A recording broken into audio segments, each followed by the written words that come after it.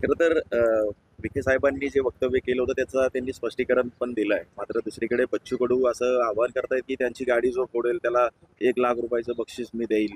काय कसं बघताय याच्याकडे? नाही, आता मला असं वाटतं की या संदर्भात माननीय नामदार राधाकृष्ण विखे पाटील साहेबांनी स्पष्टीकरण दिलेलं आहे. एवढं वक्तव्याचा विपर्यास करून दाखवलं गेलं आणि त्यामधून हे जे काही सगळं वाक्यरचना माननीय कडू साहेबांनी केलेली आहे ते फार ज्येष्ठ नेते आहेत, मी त्यांच्याबद्दल काही बोलणं योग्य नाही. पण अशा प्रकारे चिथोणीखोर वाक्य वापरणं किंबहुना अशा प्रकारे कुठलाही त्यामध्ये चर्चेत येणं हे संयुक्तिक नाही. आम्ही अतिशय संयमी राजकारणी आहोत. कधीही कुठलाही कायदा आम्ही हातात घेतलेला नाही आणि ज्या ज्या परिस्थिती आहेत त्या सगळ्या परिस्थितीला सगळ्यांनी मिळून आम्ही सामोरं जाण्याचं नेहमी धाडस केलेलं आहे. मला असं वाटतं की माननीय मुख्यमंत्री महोदयांनी शेतकऱ्यांप्रती कर्जमाफी संदर्भात प्रेस कॉन्फरन्समध्ये सगळं सांगितल्यानंतर त्यावर इतर कोणी व्यक्तीने संशय आणावा किंवा काय करावा हे योग्य नाही. मी आमच्या काही कार्यकर्त्यांची मला काल कोणीतरी क्लिप पाठवली की त्यांनी काही कडू साहेबांना फोन लावला, तर मला असं वाटतं की हा वाद वाढण्यापेक्षा आता कुठेतरी थांबला पाहिजे. कुठल्याही प्रकारे हा वाद वाढून शेतकऱ्यांचे प्रश्न सुटणार नाहीत. त्यामुळे मला असं वाटतं माननीय नामदार साहेबांनी हा वाद सोडून दिलेला आहे. त्यांनी आपलं भूमिका मांडलेली आहे आणि मी देखील विनंती करेल सगळ्यांनाच, त्यांचे कार्यकर्ते असतील आमचे कार्यकर्ते असतील, की संयमाने घ्या.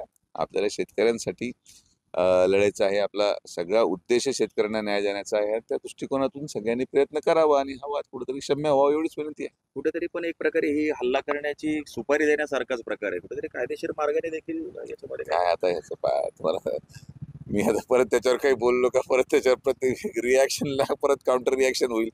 मला असं वाटतं की असं बोललं नाही गेलं पाहिजे आणि तसं होऊ नये हीच अपेक्षा आहे. कारण की दुर्दैवाने तसं झालं तर परत त्याचे पडसाद वेगळ्या पद्धतीने उमटतील आणि कधी कधी काय असतं की भावनेमध्ये मग कार्यकर्ते असतील किंवा काय असतील हे नियंत्रणात आणणं या सगळ्या गोष्टीला प्रचंड त्रास होतो. अतिशय चांगलं महायुती सरकारचं काम चालू आहे आणि मला विश्वास आहे की अशी घटना घडणार नाही.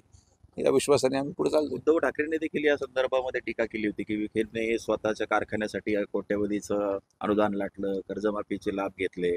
त्यावरती देखील साहेबांनी स्पष्टीकरण दिले. मात्र संजय राऊत मैदानात नाहीयेत. त्यांनी आज एक ट्विट करून असं म्हटलंय की यांनी कारखाने बंद पाडले, चालू कारखाने.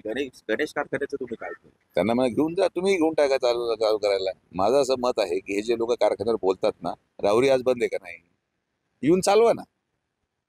माझा काही विरोध आहे. आम्ही म्हणतो चला, मी जरी सत्ता एका दुसऱ्या गटाकडे असली तरी मी त्यांना म्हणतो थांबवून घ्या.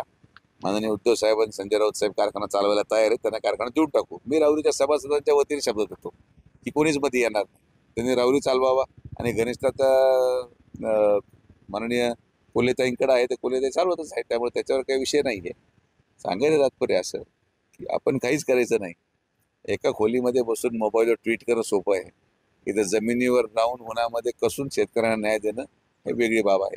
त्यामुळे ज्या लोकांना कधी शेतीतलं काही माहिती नाही, जे लोक घराबाहेर कधी पडले नाहीत, जे मुंबईबाहेर कधी पडले नाहीत, त्यांनी आज हे सगळं ज्ञान आम्हाला सांगायचं कारखानदारीबद्दल, हे अतिशय हास्यास्पद वाटतं मला. बाळासाहेब थोरात म्हटले की शेतकऱ्यांचं वाली कोणी राहिलं नाही साहेबांच्या या वक्तव्यानंतर आणि कुठेतरी जनता यांना धडा शिकली.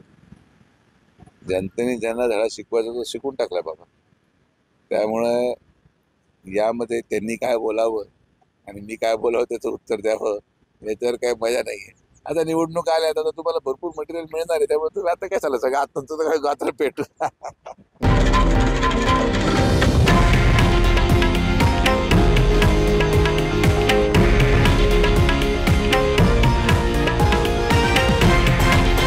हे आहे देशातील नंबर 1 न्यूज नेटवर्क आणि आपण पाहत आहात TV9 मराठी, एकमेव.